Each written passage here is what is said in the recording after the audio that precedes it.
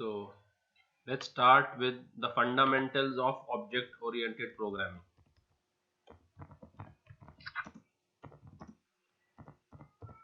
Okay so ये जो concept है ना OOP, ये OOP आपको बहुत सुनने मिलेगा आपके प्रोफेशनल लाइफ में भी और एकेडमिक लाइफ में भी।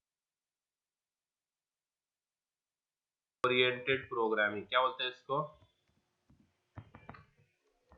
Object oriented programming. बहुत तो जितने भी रियल वर्ल्ड लैंग्वेजेस हैं जिसपे आईटी में रिक्रूटमेंट करते हैं, वो वेब डेवलपमेंट के हो या तुम्हारा कोई भी मोबाइल सॉफ्टवेयर बनाना हो, एंड्रॉयड डेवलपमेंट हो, कोई भी ले लो, आपका मशीन लर्निंग है, आर्टिफिशियल इंटेलिजेंस है, whatever you can think of. So if you want to go into programming, अगर आपको प्रोग्रामिंग में जाना है या प्रोग्रामिंग में नहीं भी जाना है और आईटी में जाना है, देखो आईटी और प्रोग्रामिंग दो अलग अलग चीज है, ये बात ध्यान रखो। आईटी और प्रोग्रामिंग दो अलग अलग चीज है। 4-व्हीलर और व्हीकल ये अलग अलग चीजें हैं। हर व्हीकल 4-व्हीलर नहीं होती क्या? व्हीकल में और भी आते हैं, व्हीकल में 2-व्हीलर्स भी आते हैं, 3-व्हीलर्स भी आते हैं, है ना? तो हम सिर्फ अगर क्या बोले सिर्फ कार ही व्हीकल है तो ये हमारा सोचना सही नहीं है। व्हीकल में बहुत सारे आते हैं, 2-व्हीलर, 3-व्हीलर, तुम्हारे ट्रक्स आते हैं, बसेस आते हैं, बहुत सी चीजें हैं इसके अंदर, बट इनका कोर काम सेम रहता है। कोर जो है ना, जो ऑटोमोबाइल इंजीनियरिंग पढ़ाते हैं, तो जो ऑटोमोबाइल इंजीनियरिंग पढ़ता है उसको आगे जाके कोई भी चीज में करना हो स्पेशलाइजेशन, भले उसको आगे जाके फिर एरोप्लेन में बनाना हो, उसको अपने एरोनॉटिकल इंजीनियरिंग में जाना हो, अगर उसको एरोनॉटिक इंजीनियरिंग में जाना है ऑटोमोबाइल इंजीनियर को, तो उसको बेसिक्स आना चाहिए, बेसिक्स ऑफ ऑटोमोबाइल आना चाहिए उसको, कि ये कार का बेसिक फंक्शनैलिटी कैसा है, कि इंजन कैसे ऑपरेट करता है, पेट्रोल या जो फ्यूल है वो फ्यूल कैसे बर्न होता है, उस फ्यूल से बर्न होने से रोटेशंस कैसे आते हैं और फिर टायर कैसे आगे मूव होता है, वो बेसिक्स जो है वो उसको आना ही चाहिए, कि उसको भले कौन से ही आगे जाके स्ट्रीम चूज करनी हो ऑटोमोबाइल इंजीनियरिंग के बाद। ऐसे ही सेम टू सेम कॉन्सेप्ट है प्रोग्रामिंग का भी, कि हम क्या सोचते हैं कि आईटी में सिर्फ प्रोग्रामिंग है, आईटी में बहुत सारी चीजें अलग है, बट क्लाउड कॉन्फ़िगरेशन चल रहा है आजकल, AWS, Amazon वेब सर्विसेज है, हडूप है, हडूप के अंदर भी दो पार्ट आ गए, हडूप डेवलपमेंट आ गया, हडूप एडमिन आ गया, तो मैं हडूप एडमिन लिख रहा हूँ, डेवलपमेंट के नाम में ही प्रोग्रामिंग है तो उसको छोड़ दो, तो ये चीज है। फिर आपका user interface designing, UI design, websites का यूआई डिजाइन करना, उसका लुक एंड फील डिजाइन करना, ये एंगुलर जेएस, रिएक्ट जेएस, ये सब लैंग्वेजेस है इसमें। तो ऐसे बहुत सी चीजें हैं जहां पर हम अपना करियर बना सकते हैं, बट उन सब में हमको प्रोग्रामिंग के फंडामेंटल्स काम आने ही वाले हैं। आप ये सोचो कि मैं प्रोग्रामिंग फंडामेंटल्स भी, मेरे फाउंडेशन भी स्ट्रांग ना हो, मुझे प्रोग्रामिंग के फाउंडेशन का भी पता ना हो, और मैं आईटी में सर्वाइव कर लूं, तो कुछ टाइम तक तो आप कर पाओगे, 1-2 साल बाद में आप स्ट्रगल करोगे ग्रोथ के लिए। तो अगर आपको आईटी में पेनिट्रेट करना है, आगे तक जाना है, तो प्रोग्रामिंग के फंडामेंटल्स जो है, जो फाउंडेशंस है, जो बेसिक्स है, वो आपके स्ट्रांग होना चाहिए। फिर एक बार आपको शौक लग गया प्रोग्रामिंग में, तो फिर आपके दरवाजे बहुत खुल जाते। फिर तो एक बार प्रोग्रामिंग का चस्का लग गया और प्रोग्रामिंग के अंदर आप एडिक्ट हो गए, और प्रोग्रामिंग का आपको समझ लॉजिक समझ में आने लगा तो फिर ये सिर्फ 20% ऑफ द अपॉर्चुनिटीज है, और लेट्स से 30%, खींच तान के 30%, बाकी जो 70% है उनका प्रोग्रामिंग से डायरेक्ट या इनडायरेक्ट कनेक्शन है ही। तो ये 30% जिसमें मिनिमम प्रोग्रामिंग लगती है, तो मिनिमम प्रोग्रामिंग से आई मीन आपका जो फंडामेंटल्स है, जो बेसिक है, जो फाउंडेशन वर्क है, वो आपका स्ट्रांग होना चाहिए। और वो फाउंडेशन स्ट्रांग होते होते अगर आपको प्रोग्रामिंग में शौक पैदा हो गया तो आपके लिए और अपॉर्चुनिटीज खुलते आईटी के। और फंडामेंटल्स पढ़ते पढ़ते आपको ऐसा लग रहा है कि नहीं, I am not made for this, तो then you have other avenues to explore and you have other doors to knock. तो आप बाकी बहुत सी चीजें हैं इसमें, ये तो मैंने दो चार गिनाई हैं, और ऐसे जो है सर्वर कॉन्फ़िगरेशन और क्या क्या बहुत सी चीजें हैं जिसका काम सिर्फ आपको इंफ्रास्ट्रक्चर मैनेज करना होता है। क्या मैनेज करना होता है? एनवायरनमेंट का इंफ्रास्ट्रक्चर, जैसे हडूप एडमिन करता है। हडूप एडमिन क्या करता है? हडूप का जो कोड जिस एनवायरनमेंट पे रन होगा वो एनवायरनमेंट को सेटअप करके देना होता है उसको। तो उसके लिए कितना जो है हार्ड डिस्क लगेगी, कितना रैम लगेगा, डेटा को किस फॉर्मेट में रखना है, कितने चंक्स में रखना है, कितना डेटा के रेप्लिकेशन बनाने हैं,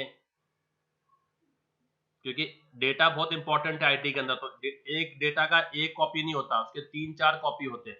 तो 3-4 कॉपी जो है वो कौन से फाइल सिस्टम में स्टोर होंगे, तो वो सब हडूप एडमिन का काम रहता है, जिसमें हमको प्रोग्रामिंग इतनी नहीं लगती। इतनी नहीं लगती मतलब कुछ भी नहीं लगती, ऐसा गलत है।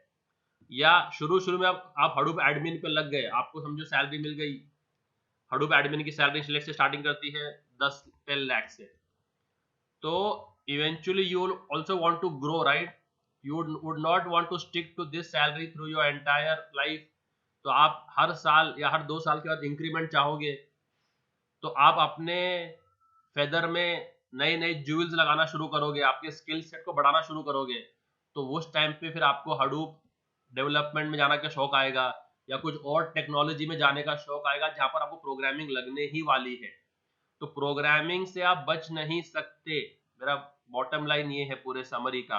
अगर आप ये सोचो कि मैं आईटी में सर्वाइव करूं विदाउट प्रोग्रामिंग, बहुत मुश्किल है। और आज के तारीख में तो प्रोग्रामिंग और भी आसान हो गया है।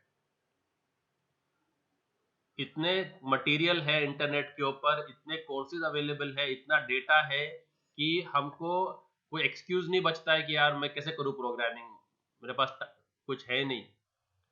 तो अपना ये काम होगा कि आपका ये जो फंडामेंटल्स है इस सेशन का, उसको आपको एकदम इतना आपका स्ट्रांग हो जाए। तो ये काम हमने शुरू करना था ग्रेजुएशन पे। सबसे बड़ी गलती हमसे ये हुई कि ये जो काम था, ये काम था आपका करना ग्रेजुएशन के ज़माने में। तो जो अभी अंडर ग्रेजुएट्स है, जो अभी पढ़ रहे हैं SYBCA या FYBCA में है, वो लोग कर रहे हैं, तो उनके लिए गोल्डन अपॉर्चुनिटी है कि अपने 3 साल को यूटिलाइज करो प्रॉपर, अपने प्रोग्रामिंग के कॉन्सेप्ट्स को इतने स्ट्रॉन्ग कर लो। और फिर मेहनत करने के बाद स्टिल अगर आपको लग रहा है कि नहीं यार प्रोग्रामिंग नहीं हो रही मेरे से, तो आप प्रोग्रामिंग छोड़ दो और बाकी जो रास्ते हैं आईटी में पेनिट्रेट करने के, एंटर होने के, आप वो रास्ते तलाश करो। कोई ऐसा नहीं है कि programming is the end of the world, but programming से आपकी अपॉर्चुनिटीज बहुत डबल से ट्रिपल हो जाते हैं। तो एक बंदा कंप्यूटर ग्रेजुएट है, प्रोग्रामिंग कुछ नहीं आती उसको, और एक बंदा प्रोग्रामिंग ग्रेजुएट है, कंप्यूटर ग्रेजुएट है, प्रोग्रामिंग आती है, दोनों का मार्केट वैल्यू अलग अलग होगा, सेम नहीं हो सकता। सो फिर फंडामेंटल्स में जब आती है बात, तो फंडामेंटल में सबसे बेसिक वो पूछेंगे आपको ऊप्स के कॉन्सेप्ट सबसे। तो पहला इंटरव्यूअर जो आपको प्रोग्राम, जो फ्रेशर को हायर करेगा, तो वो सबसे पहले उसका सवाल होगा ऊप्स के कॉन्सेप्ट्स के ऊपर। तो वो आपको ये पूछेगा, are you familiar with OOPS concept? तो ये हमको बहुत सारे इसमें inheritance, polymorphism, classes, objects, data abstraction, data encapsulation, interface, abstract class, बहुत बहुत बहुत सी चीज़ें इसके अंदर आती है। तो हम लोग कोशिश करेंगे एक एक कॉन्सेप्ट को एकदम ग्रैन्युलर लेवल पे, एकदम रूट लेवल पे जाके उसको उसका एक एक पुर्जा अलग अलग करके हम लोग समझेंगे। जैसे मैकेनिक होता है, वो मोटरसाइकिल का एक एक पार्ट को अलग अलग करके आपको दिखा देता है और फिर वो उसको असेंबल भी कर देता है, क्योंकि उसको मालूम है कि कौन सा पार्ट कहाँ लगने वाला है। तो वैसे हमको ऊप्स के कॉन्सेप्ट इस तरह पढ़ना है कि एक एक कॉन्सेप्ट हमारा एकदम बेसिक क्लियर हो कि ये चीज कहाँ मुझे आगे काम आने वाली है। सो एक तो ऊप्स के कॉन्सेप्ट लगते होंगे, और एसक्यूएल के कॉन्सेप्ट्स भी बहुत लगते हैं फ्रेशर को।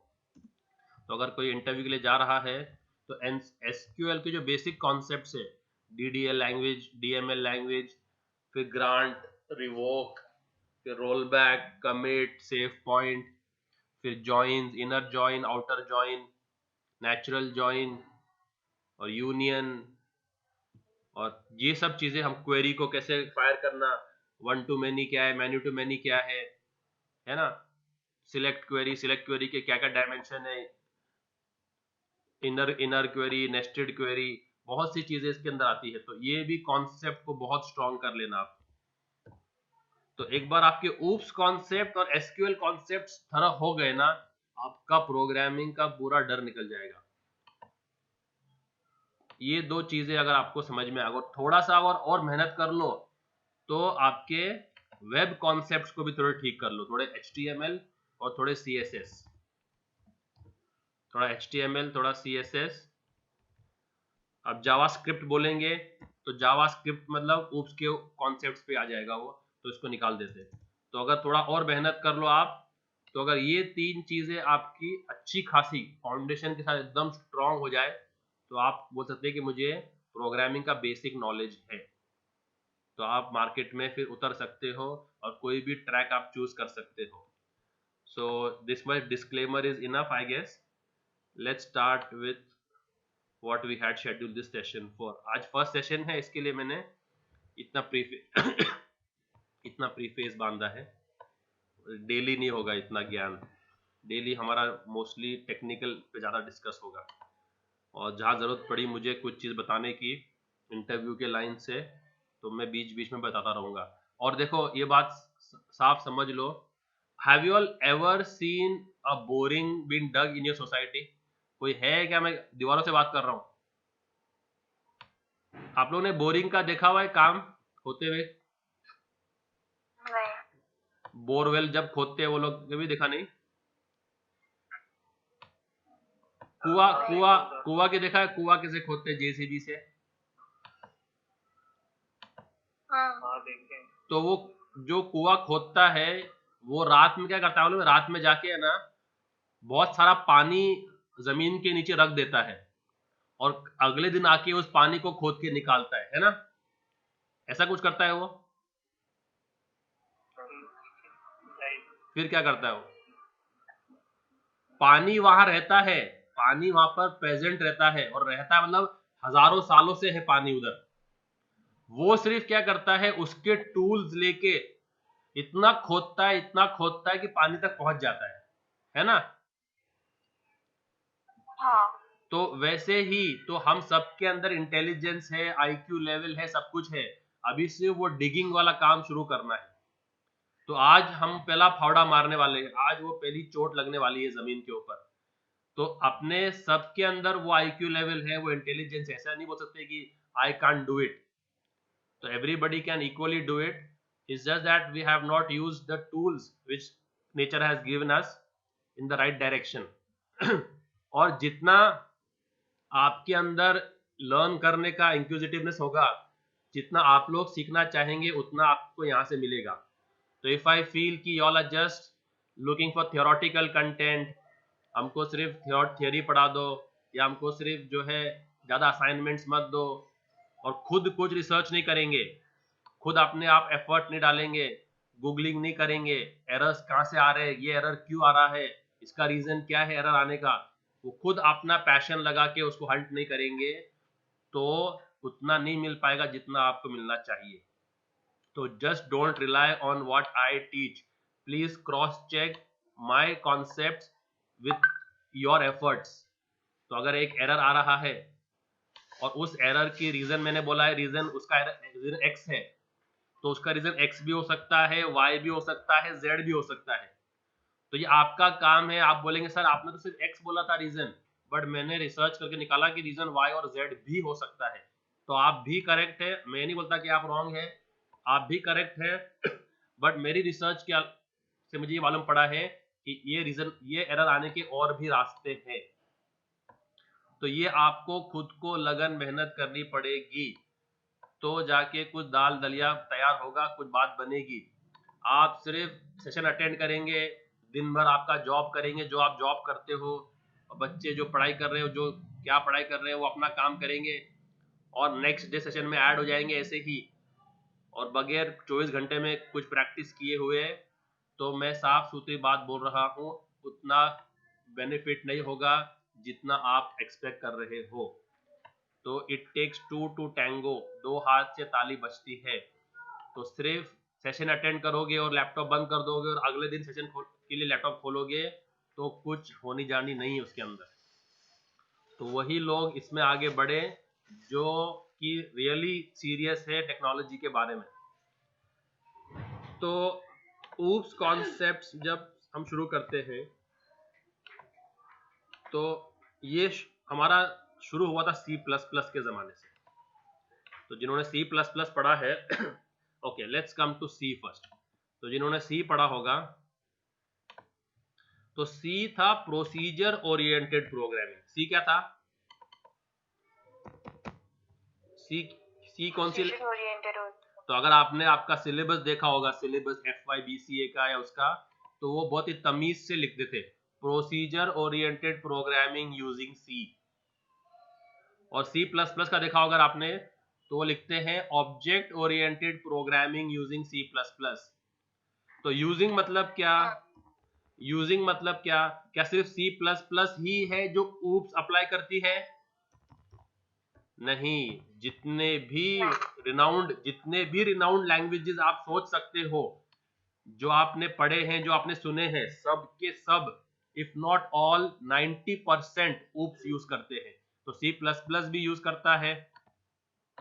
तो कोई और यूनिवर्सिटी होंगी नॉर्थ में, वो पढ़ाती होगी ऊप यूजिंग जावा। कोई और यूनिवर्सिटी होंगी वो पढ़ाती होंगी ऊप यूजिंग .NET या C#.NET। कोई और यूनिवर्सिटी होंगी वो पढ़ाती होंगी ऊप यूजिंग PHP। तो ऐसे ऊप्स के अलग अलग लैंग्वेजेस में इंप्लीमेंटेशन है, बट बेसिक कॉन्सेप्ट सेम है। बेसिक कॉन्सेप्ट क्या है? सेम टू सेम है। तो कार कोई भी हो, BMW हो या ऑडी हो या कोई भी हो, बड़ी से बड़ी कार हो, उनका बेसिक कॉन्सेप्ट सेम रहता ना। फ्यूल का बेसिक जो कॉन्सेप्ट्स है वो तो ऑटोमोबाइल के सेम रहते हैं। तो सिर्फ इनमें इन्हांसमेंट रहता है उनके मैन्युफैक्चरर्स के हिसाब से कि वो नया डिजाइन क्या डालते हैं या नई टेक्नोलॉजी क्या अप्लाई करते हैं। बाकी अगर कोर पे दिखा जाए तो कोर तो सबका सेम ही रहता। तो ऐसे ही ऊप्स सेम है, ऊप्स सब जगह पे सेम है। तो अगर आपको ऊप्स के बेसिक समझ में आ गए तो आप उसको कोई भी लैंग्वेज पे लगा सकते हो। उतना स्किल आपको हम इतना तैयार कर देंगे कि सर आपने तो हमको पढ़ाया है ऊप्स यूजिंग जावा, तो अपना अपना फोकस किस पे रहेगा? ये इंटर्नशिप प्रोग्राम किसके ऊपर है? जावा। पर अगर मैं जावा में पढ़ा दूं तो आप इतने साउंड हो जाएंगे कि आप उसको C++ पे, आप उसको C# पे, आप उसको PHP पे अप्लाई कर सकते हैं।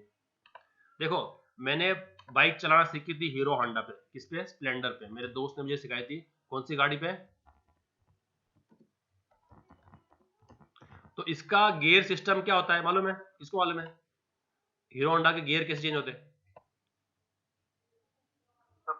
सब पीछे, ऑल बैक, ऑल बैक। पीछे लीवर को पीछे मारना पड़ता है। 1 फिर 2 फिर 3 फिर 4 फिर 5। 4 5 तो गई नहीं, वो 4 गियर ही होती थी वो, है ना। तो मैंने सीखा स्प्लेंडर पे। तो फिर मैंने मेरे दोस्त की एक बाइक लिया पल्सर, या कोई भी बजाज की बाइक ले लिया मैंने। कौन सी बाइक ले लिया? बजाज का लॉजिक स्प्लेंडर से बोलते उल्टा। बजाज का लॉजिक क्या है? पल्सर को छोड़ के, पल्सर इज 1 डाउन 4 अप ना, बाकी जो पुराने गाड़ी है बजाज के उनका ऑल डाउन है। क्या है? तो मैंने इस पे बाइक चलाना सीख लिया। अब जब मेरे दोस्त की मुझे बजाज मोटरसाइकिल हाथ में आई तो मैं सिर्फ क्या पूछूंगा उसको? Yes, tell me. Gear pattern क्या है? हाँ बस, सिंपल। मैं सिर्फ पूछूंगा भाई इसका गियर पैटर्न बता, बस। क्या बोलूंगा? तो वो बोलेगा इसका गियर पैटर्न ऑल डाउन है, या बोलेगा 1 डाउन और 4 अप है, जैसे पल्सर का है, यूनिकॉर्न का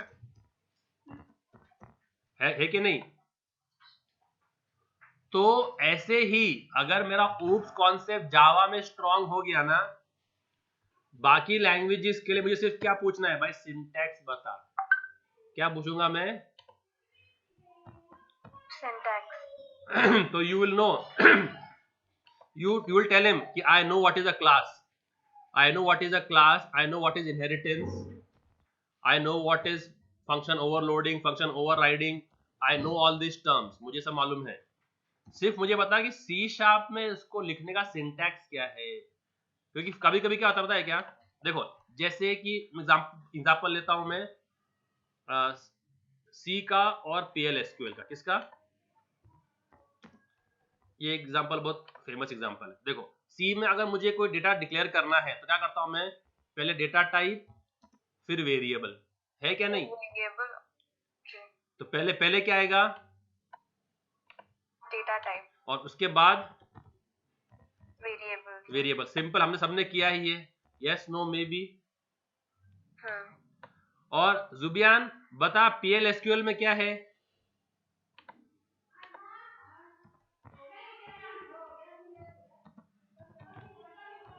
क्या है PL/SQL में? क्या है?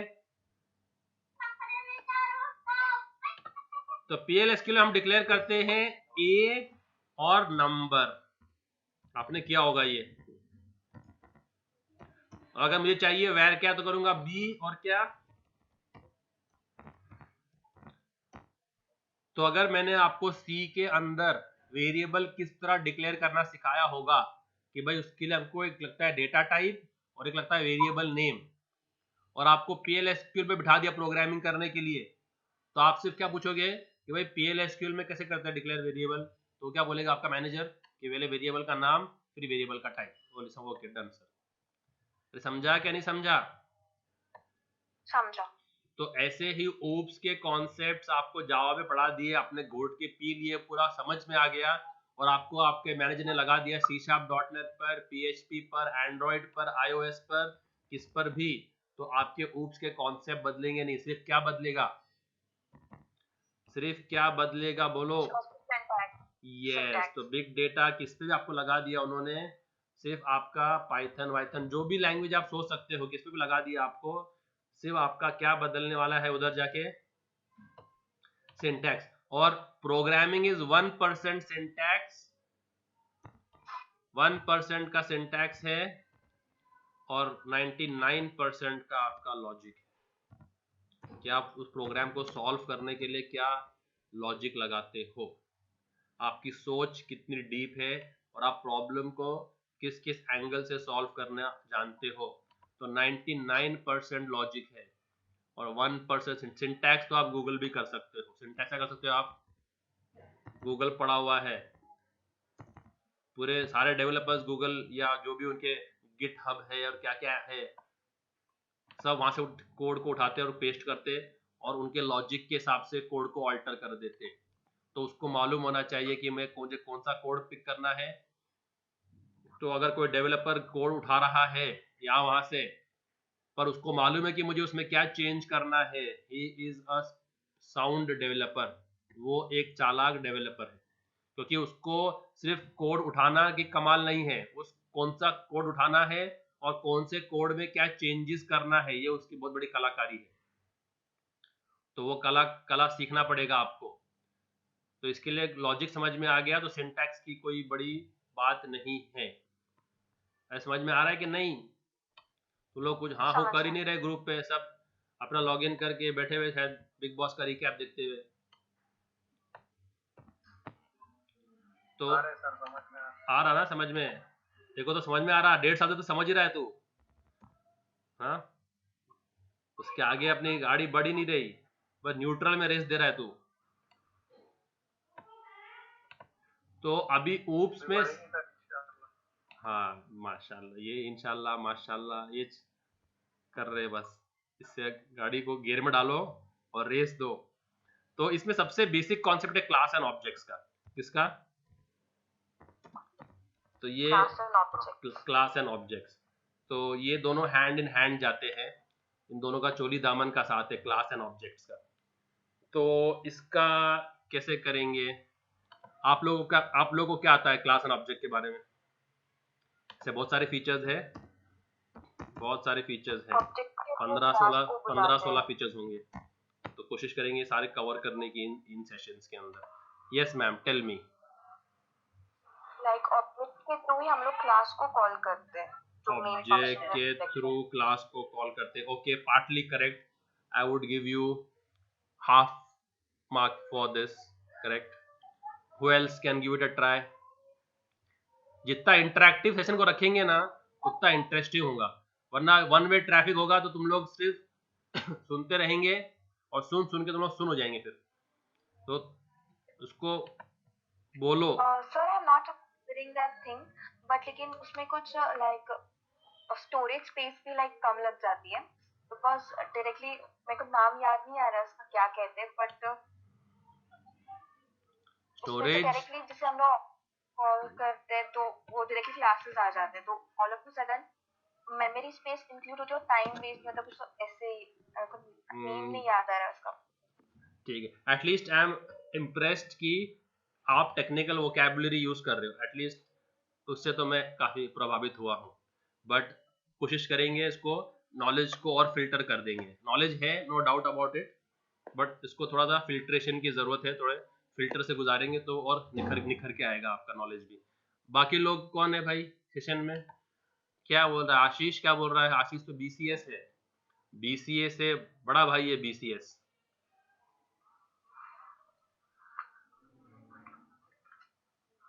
Sir, objects are instance of classes.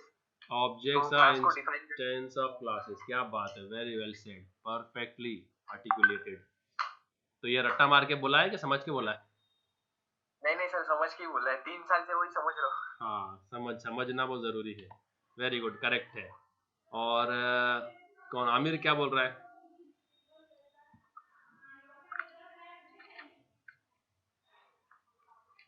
तो देखो मैं सिंपल से will try to explain this in simple terms. जो क्लास होती है ना, क्लास, वो हम अगर कोई मकान बना रहे हैं तो आज हमने प्रॉपर्टी खरीदी, आज हमने ये प्लॉट खरीद लिया, तो लेट्स से हम एक स्क्वायर प्लॉट खरीद लिया हमने, या हमने एक स्क्वायर प्लॉट खरीद लिया, ठीक है। तो ये जो है 8 नवंबर को 8 नवंबर को इसकी डील फाइनल हुई, और 8 बजे रात के 8 बजे घर पे डॉक्यूमेंट्स आ गए, सब रजिस्टर होके डॉक्यूमेंट्स हमको मिल गए, हमने सेलिब्रेट कर लिया रात में कि भाई ये प्रॉपर्टी घर आ गई, ठीक है। और अगले दिन 9 बजे हम फावड़ा लेके चले जाते साइट पे मकान बनाने के लिए, ऐसा है कुछ? 9 नवंबर को we start digging the plot to for construction. नहीं, प्लान बनाते हैं। Yes, correct. That is called as blueprint. That is called as.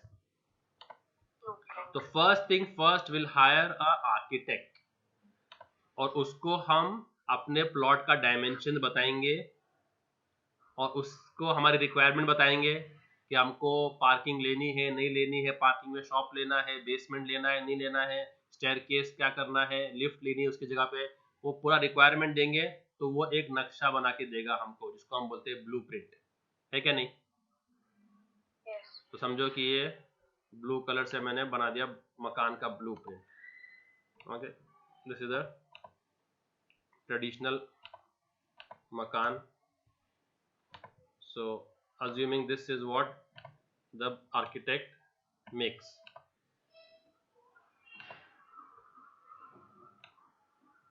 Okay, अब ओके एग्जाम्पल को थोड़ा और बढ़ाते हैं, ताकि और लॉजिक समझ में आए।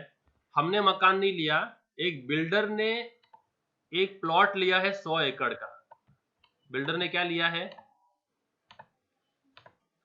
100 एकड़ का प्लॉट लिया है और इस 100 एकड़ में उसको 100 गवर्नमेंट क्वार्टर्स बनाने। कितने क्वार्टर्स का ऑर्डर मिला है उसको? 100 गवर्नमेंट क्वार्टर्स बनाने हैं उसको, ठीक है। तो पहले क्या करेगा वो आदमी? क्वार्टर का बनाएगा, पहले क्या ब्लूप्रिंट बनाएगा, है क्या नहीं? अब इस ब्लूप्रिंट से वो कितने मकान तैयार कर सकता है? इस ब्लूप्रिंट से वो कितने मकान बना सकता है? एक ही। क्यों? फिर फाड़ देगा ब्लूप्रिंट को। अगर आपको अगर आपको बेकिंग का शौक है, बेकिंग का, और आपके पास जो है एक स्टार शेप का मोल्ड है, उसमें आपने केक का जो भी डो है वो डाला और ओवन में रखा उसको, उससे जो केक निकाला आपने, केक खा लिया, फिर आप मोल्ड का क्या करते हो? मोल्ड का फेंक देते हो उसको, नहीं, वी कीप इट। ताकि हम अगली बार यूज करेंगे ना उसको। तो हम जितने चाहे उतने बना सकते हैं, सुनो। तो एक 100 एकड़ के अंदर 100 क्वार्टर बनाने हैं, तो एक क्वार्टर कितना एरिया लेगा? एक एकड़ का ना। तो ऐसे ही हम कितने बना सकते हैं इसी ब्लूप्रिंट से? इस प्लॉट में 100 ना। तो do we have to make 100 different designs और one design is sufficient? One is sufficient. Because वो क्वार्टर्स है ना, and quarters they all look the same. Government quarter आप देखे होंगे, सब बिल्डिंग सेम ही दिखती है, ABCD नाम रखते हैं बिल्डिंग का, और दिखने में सबके सब सेम रहते हैं क्योंकि वो एक ही आर्किटेक्ट की एक ही डिजाइन से बने हैं। आ रहा समझ में? तो इसमें ये समझो, तो ये जो है ये अपना मकान हो गया। तो ये जो है ये अपना मकान है और ये ब्लूप्रिंट है उसका। तो इसमें हम ये सोचेंगे कि ये जो ब्लूप्रिंट है ये क्लास है, क्या ये? और ये जितने मकान है ना ये ऑब्जेक्ट्स है। तो ये हो गया ऑब्जेक्ट 1 और ये हो गया ऑब्जेक्ट 2। और अभी जितना हमारे पास स्पेस है हम उतने ऑब्जेक्ट्स बना सकते हैं। तो I can make object 100 also. Okay, if you acquires the neighbouring plot also, उसने बाजू वाला प्लॉट भी ले लिया और वहां भी उसको यही क्वार्टर्स बनाने का ऑर्डर मिला है, तो क्या करेगा वो? इसका ही ब्लूप्रिंट वहां यूज कर करके यहां भी घर बनाएगा। क्लियर और नॉट? तो क्लास कितने बार बनती है? एक बार। और उसके ऑब्जेक्ट्स कितने बार बना सकते हैं हम? जितने चाहे उतने ऑब्जेक्ट बना सकते हैं, ठीक है। तो ये एक ऑब्जेक्ट एक बंगलो है। एक ऑब्जेक्ट क्या है? एक इंडिपेंडेंट बिल्डिंग है। मतलब क्या उसको बोलने का मतलब मेरा ये है कि एक इंडिपेंडेंट बिल्डिंग, तो बंगलो हो या फिर जो भी क्वार्टर है जो भी है वो। Okay, have you heard of row house? सुना रो हाउस के बारे में ना? तो अभी अगर वो ऐसा कुछ बना दे तो वो बिल्डर, तो क्या बोलेंगे उसको?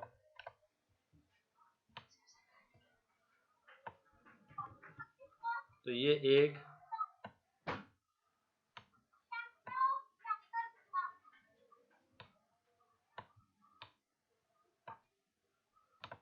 और उसी के बाउंड्री वॉल से लग के, दोनों की बाउंड्री वॉल सेम होंगी, दूसरा घर शुरू हो जाता है, तो क्या बोलेंगे उसको हम?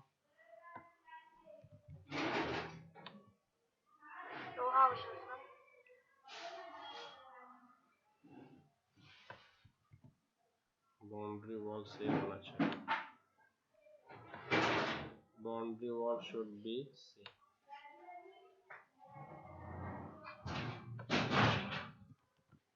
तो उसी के बाउंड्री वॉल से लग के दूसरा घर शुरू हो जाएगा। तो ये क्या हो गया फिर बताओ अभी? इसको आप क्या बोलेंगे? जब बंगलो सिंगल ऑब्जेक्ट था तो ये क्या हो गए? ये हो गए एरे ऑफ ऑब्जेक्ट्स। क्या हो गए ये? array of तो हम ऑब्जेक्ट्स का एरे भी बना सकते हैं। तो उसके लिए ब्लूप्रिंट चेंज करना है क्या नहीं करना है?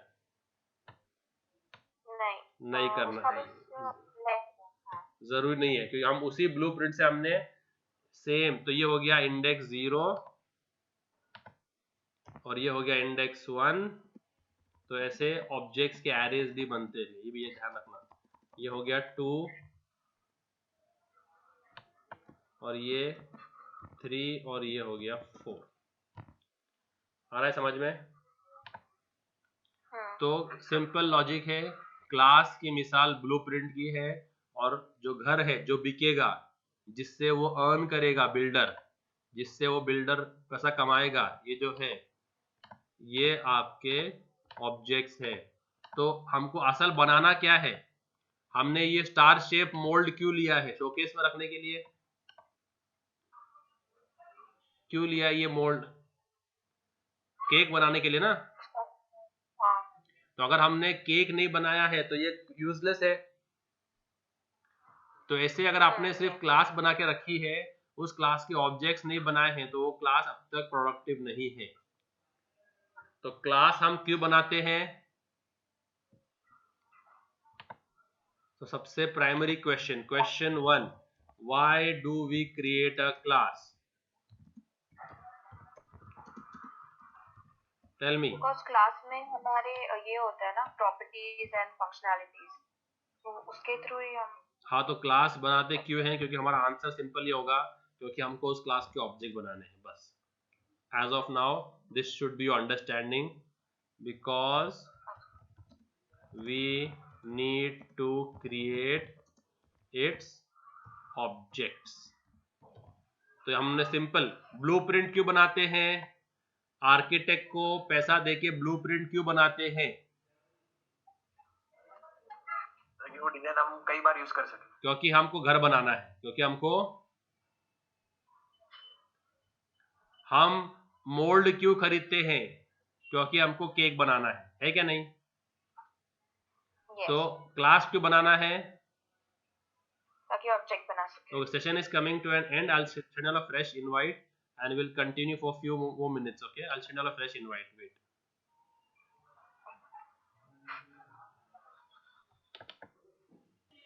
या सो इस क्वेश्चन को एक नाम दे दो, और ये क्वेश्चन हमको पूरे सेशन में याद रखना है। तो इसको किसी चीज से आइडेंटिफाई कर दो। तो इसको ऐसी चीज से याद कर दो जो, ओके, इसको मैं दूंगा गोल्ड क्वेश्चन। क्या बोलूंगा इसको मैं? क्या है ये अपना? तो अगर मैं आपको 15 दिन बाद भी पूछूं गोल्ड क्वेश्चन का आंसर क्या है, तो गोल्ड क्वेश्चन क्या पूछूं तो क्या बोलेंगे आप? Why do we create a class? और गोल्ड आंसर क्या है? Because we need to create its object. है ना, ये सिंपल है। ओके, तो क्लास का योग। अभी हम क्लास के अंदर आते हैं कि क्लास, ओके, उससे हम सिंगल ऑब्जेक्ट भी बना सकते हैं और मल्टीपल ऑब्जेक्ट को क्या बोलेंगे? देखो, अगर सिंगल ऑब्जेक्ट ज्योग्राफिकली अलग अलग है, देखो डिफरेंस समझो, एरे ऑफ ऑब्जेक्ट्स में और सिंगल ऑब्जेक्ट में फर्क क्या है। अगर सिंगल ऑब्जेक्ट दूर दूर है तो ये सिंगल ऑब्जेक्ट है, ठीक है। तो मैं तुमको इसका एग्जांपल भी देता हूं, तो समझाता हूं तुमको मैं क्या बता रहा हूं। तो अगर सिंगल ऑब्जेक्ट जो है वो दूर दूर है, इनमें गैप डिस्टेंस बहुत है। क्या है इनमें? कि यहाँ से कार जा रही है, यहाँ से जो है वो बच्चे जा रहे हैं, लोग जॉगिंग कर रहे हैं, कोई लोग खेल रहे हैं, तो डिस्टेंस है ना इनके बीच में। तो ये अलग अलग ऑब्जेक्ट्स हो गए। क्या हो गए? जिनका मेमोरी कंटिन्यूस नहीं है, समझ लो, जिनका मेमोरी क्या नहीं है, Continuous. तो अगर ये एड्रेस 1000 पे है तो ये एड्रेस 2000 पे है, तो ये कंटिन्यूस हुआ। क्या बीच में देखो कितना गैप है, 1100, 1200, 1300, 1400, 1500, 1600, 1700, 1800, 1000 मेमोरी एड्रेसेस का गैप है। कितना एड्रेस का गैप है बीच में? 1000. तो ये जो ऑब्जेक्ट्स ज्योग्राफिकली अलग अलग एड्रेसेस पे है उनको बोलेंगे इंडिविजुअल ऑब्जेक्ट्स। क्या बोलेंगे उनको हम? Individual object. Individual objects. ठीक है, तो ये सब अलग अलग स्कैटर्ड है। तो ये भी आप मल्टीपल बना सकते हो। ये भी आप अगर आपके पास जमीन इतनी बड़ी है तो आप स्कैटर्ड ऑब्जेक्ट्स भी मल्टीपल बना सकते हो, है क्या नहीं? हाँ. ओके, बट अगर कोई ऑब्जेक्ट जिनका एड्रेस सेम है, जैसे इसका एड्रेस है 1000, क्या है इसका एड्रेस? 1001. ओके 1000, तो वन नहीं, क्योंकि एक ऑब्जेक्ट मल्टीपल बाइट्स लेगा। लेट्स से एक ऑब्जेक्ट लेता है 10 बाइट। कितने बाइट लेता है? 10. अज्यूमिंग कि एक तो ऑब्जेक्ट 10। 1010. हाँ, तो इस दूसरे का एड्रेस क्या होगा? 1010. ब्यूटीफुल। इसका क्या होगा फिर? 1020. परफेक्ट। इसका 30 and 40. 30 and 40। तो ये साथ में है ना, कोई गैप नहीं है बीच में, क्योंकि ये 10 बाइट कौन से है? 1000 से लेकर 1009 तक। कौन से? इस ऑब्जेक्ट के, वो जीरो इंडेक्स ये जो पहला ऑब्जेक्ट है इसके 10 बाइट कहाँ से कहाँ तक है? जीरो इंडेक्स वाले. 1000 से लेकर 1009 तक ना 10 बाइट है ना उसको। और फिर दूसरे के कहां से शुरू हो गए? फिर जहां पहले के खत्म हुए तुरंत दूसरे के शुरू हो गए। 1009 पे खत्म हुआ ना ये ऑब्जेक्ट, और 1010 पे ये शुरू हो गया तुरंत लग के, तो इसको बोलते हैं एरे ऑफ ऑब्जेक्ट। समझ में आया? तो इसमें ये समझना है कि आप एरे ऑफ ऑब्जेक्ट्स बनाओ या इंडिविजुअल ऑब्जेक्ट्स बनाओ, क्लास वही रहेगी। समझ में आया? क्लास चेंज नहीं होगी, नक्शा वही रहेगा। क्लियर? तो एक तो अपना गोल्ड क्वेश्चन और गोल्ड आंसर हो गया। अब हम जूम करेंगे क्लास के अंदर कि क्लास क्या होती है। ये तो सिर्फ एक ओवरव्यू था बस, ये क्लास है। तो I don't want to disturb my gold question, gold answer. This should be in your mind now for the entire session. Hello, good morning. Walaikum salam. So now we will go into what is class. Class क्या होती है वो देखेंगे। तो class को visualize करो एक मकान के जैसे। Now we will go in what is a class. तो visualize the class to be a apartment, to be a apartment. तो ये हम अभी क्लास के अंदर जूम कर रहे हैं, ठीक है। तो क्लास क्या है?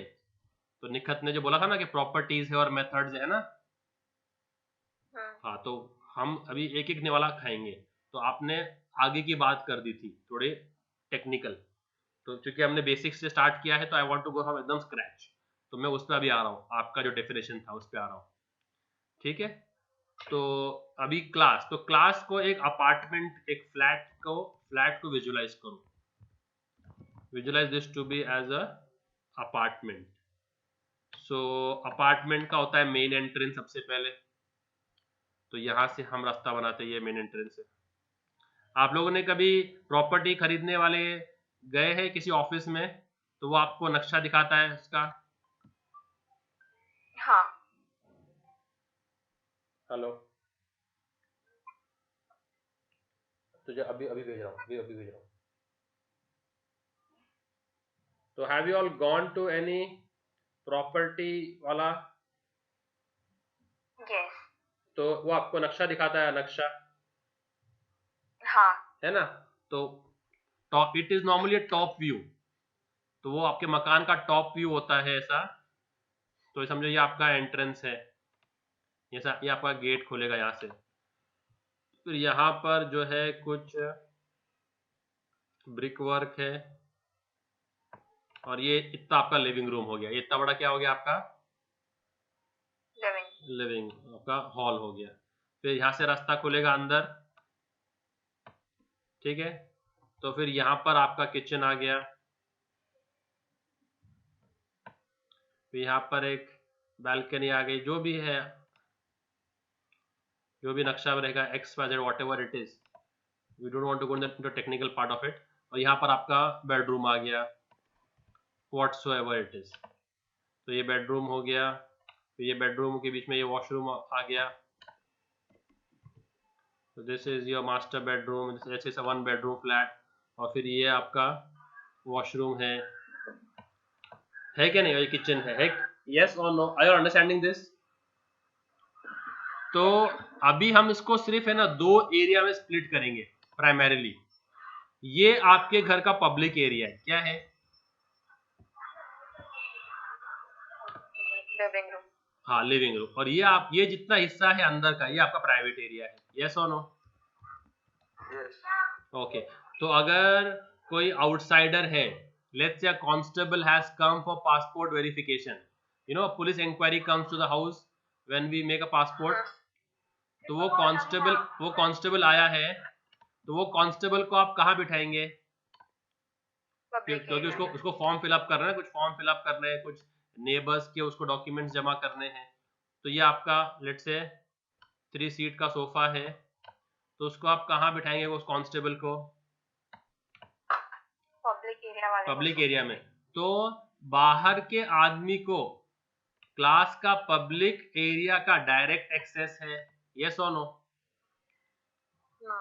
यस. क्यों नो? सोफे पे बैठेगा ना आके डायरेक्टली वो. हाँ. सोफे पे तो बैठेगा. अगर यहाँ पर कोई मैगजीन रखी हुई है, कोई आपने न्यूज़पेपर रखा हुआ है, अब वो न्यूज़पेपर पढ़ सकता है कि नहीं पढ़ सकता? पढ़ सकते हैं. क्या आप उसको उठा के देंगे उसके हाथ में, लो सर पेपर पढ़ो? तो उस जगह का डायरेक्ट एक्सेस उसको है क्या नहीं है? है. तो बात चल रही है आउटसाइडर की, थर्ड पर्सन की. किसकी बात चल रही है? तो ये जो आउटसाइडर, ये कॉन्सेप्ट समझो, ये कॉन्सेप्ट बहुत ही काम आएगा आगे जाके. तो ये नहीं समझ रहा. तो अभी तो लॉग इन किया. Nonsense. Have you ever been to a theatre where you just come after interval and say to the your neighbour, अरे मेरे को पिक्चर नहीं समझ रही, थोड़ा सब्र तो रख. तो ये जो आउटसाइडर है, ये पब्लिक एरिया को डायरेक्ट एक्सेस कर सकता है कि नहीं कर सकता? मेरा क्वेश्चन ये है. तो सोफे पे आके डायरेक्टली वो बैठ सकता कि नहीं बैठ सकता? सामने न्यूज़पेपर पढ़ा हुआ उसको डायरेक्टली पढ़ सकता कि नहीं पढ़ सकता? यस और नो? हाँ भाई. कर सकता. यस. तो outsider has the catch is this word.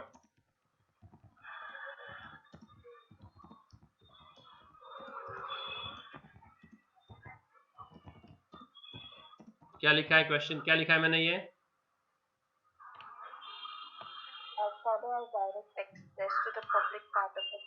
Okay. By outsider I mean outsider methods. हाँ, आउटसाइडर से अभी टेक्निकल क्या कर लेते हैं उसको हम, तो रियल वर्ल्ड भी ले लेते हो, टेक्निकल भी ले लेते हो. टेक्निकल पार्ट में आउटसाइडर से हम किसको पकड़ेंगे हमेशा? आउटसाइडर. वो जो मेथड जो क्लास के बाहर है. मेथड मतलब C++ वालों के लिए फंक्शन. क्या? जो सी पढ़े हैं उनके लिए मेथड बोले तो क्या होता है? तो फंक्शन को एक ही ग्लैमर, एक थोड़ा सा फैंसी टर्म उसका मेथड है. तो दोनों भी एक ही है. मेथड बोलो या फैशन बोलो, एक ही बात है. तो what do I mean by outsider? तो जब भी बोलो ना आउटसाइडर, तो आउटसाइडर से आप क्या समझेंगे? आउटसाइड के फंक्शंस और मेथड. उनको क्या है, क्या क्या प्रिविलेज है उनको? Direct access. किसका? पब्लिक पार्ट में आने के लिए क्लास. हाँ, क्लास का पब्लिक पार्ट का डायरेक्ट एक्सेस है. ठीक है. ओके. तो नॉर्मली अपने इंडियन फैमिलीज में जो फ्रिज होता है, रेफ्रिजरेटर कहाँ होता है नॉर्मली? किचन में होता है. जो डबल डोर का रेफ्रिजरेटर है. ठीक है. और ये बंदा आया हुआ है मार्च के महीने में, और दोपहर के 3:30 बजे आया ही है. मतलब क्या प्यास लगी होगी कि क्या लगी होगी उसको? तो अब वो खुद उठ के जाएगा, फ्रिज खोलेगा, पानी पी के बॉटल वापस रख देगा. यस और नो? क्या राय है आपकी? वो खुद उठ के जाएगा, फ्रिज खोलेगा. आउटसाइडर वही, वो जो आया है कांस्टेबल. क्यों नहीं? वो नहीं कर सकता. वो नहीं, बिकॉज़ वो प्राइवेट प्राइवेट पार्ट है। हाँ, तो ये बात याद है, तो आउटसाइडर फंक्शन, ये बात याद रखना हमेशा, आउटसाइडर फंक्शन क्या does not They have, don't have direct access to the private part of the class. yes, absolutely correct, spot on. ये कॉन्सेप्ट बारीक बारीक कॉन्सेप्ट है, पर बहुत काम आएंगे आगे जाके. Outsider function does not have, तो ये डज नॉट को कैपिटल में लिखूंगा मैं, बोल्ड करके, हाईलाइट करके, डज नॉट हैव क्या, डायरेक्ट एक्सेस. ये भी याद रखना. कौन सा एक्सेस, मतलब इट इज इट कि वो बगैर पानी पीने चला, will he go thirsty only from our house, इसका मतलब ये है क्या, मतलब उसको आप प्यासा ही भेज देंगे वापस घर से, क्या करेंगे आप? वो हमें पूछेंगे और हम फिर आगे लाके देंगे. Yes, correct. तो उसको एक्सेस तो है बट डायरेक्ट नहीं है. क्या है, पानी का एक्सेस तो है उसको, पर क्या नहीं है, हाँ डायरेक्ट नहीं. तो ये कीवर्ड याद रखना, ये कैच है इधर. डायरेक्ट और नॉन डायरेक्ट में फर्क क्या है? डायरेक्ट में फर्क ये है कि वो जहाँ पर अखबार रखा हुआ है इधर सामने, अखबार सोफे के सामने, अब वो सोफे के सामने जो पेपर रखा हुआ है, न्यूज़पेपर, वो अपने को बोलेगा क्या, मेरे को न्यूज़पेपर पढ़ाओ, क्या खुद उठा के पढ़ लेगा? जैसी उसकी मर्जी. तो अगर उसको पढ़ने का रहेगा तो पढ़ लेगा ना खुद उठा के. और पानी की बोतल इधर जो फ्रिज में रखी हुई है, वो आपने को पूछेगा देने के लिए. वो विल हिज मर्जी वर्क ओवर देयर? नो. तो उसको पानी का एक्सेस है बट डायरेक्ट एक्सेस नहीं है. वो घर में किसी मेंबर को बोलेगा, क्या बोलेगा, जो घर में लोग हैं, मदर है, फादर है, सन है, डॉटर है, जो भी है, उनको बोलेगा प्लीज बेटा पानी पिलाओ, यस और नो. या उसको बोलने तो क्या, उसके बोलने से पहले लाके दे देंगे उसको अपन. लेकिन मतलब सर डायरेक्ट या इनडायरेक्ट एक्सेस है ही, पर एक्सेस कर सकता, हाँ ये है, एक्सेस डिनाई नहीं करेंगे इसको अपन, सिर्फ कैच है डायरेक्ट का और इनडायरेक्ट का. तो घर के जो मेंबर्स हैं, तो वो क्या बोलेगा, मॉम को, समझो ये मॉम है, ये जो घर में बच्चा है, सन है घर का, तो वो क्या बोलेगा, कांस्टेबल किसको बोलेगा, ये सन को, कि बेटा पानी पिलाओ. तो सन को उसने बोला, सन गया फ्रिज तक, पानी बोतल निकाला, ग्लास में पानी डाला और लाके फिर कांस्टेबल को सर्व कर दिया, है क्या नहीं? तो ये ट्रायंगल फॉलो होगा, first to him, then he will go and access the private part of the class, because वो तो घर का मेंबर है तो उसको सारा एक्सेस है, and then he will return कि भाई क्या चाहिए आप मुझे बोलो, मैं लाके दे दूंगा आपको. ठीक है, ऐसे ही समझो, वो बोलता है कि 1000 रुपए फीस है, क्या है, अब यहाँ बेडरूम में तिजोरी है, बेडरूम में क्या है, लॉकर. हाँ तिजोरी है, जो अपना बैंक में जो होती है ना, वो ऐसे खोलते हैं उसको घुमा घुमा के, पायरेट्स लोग के जैसा.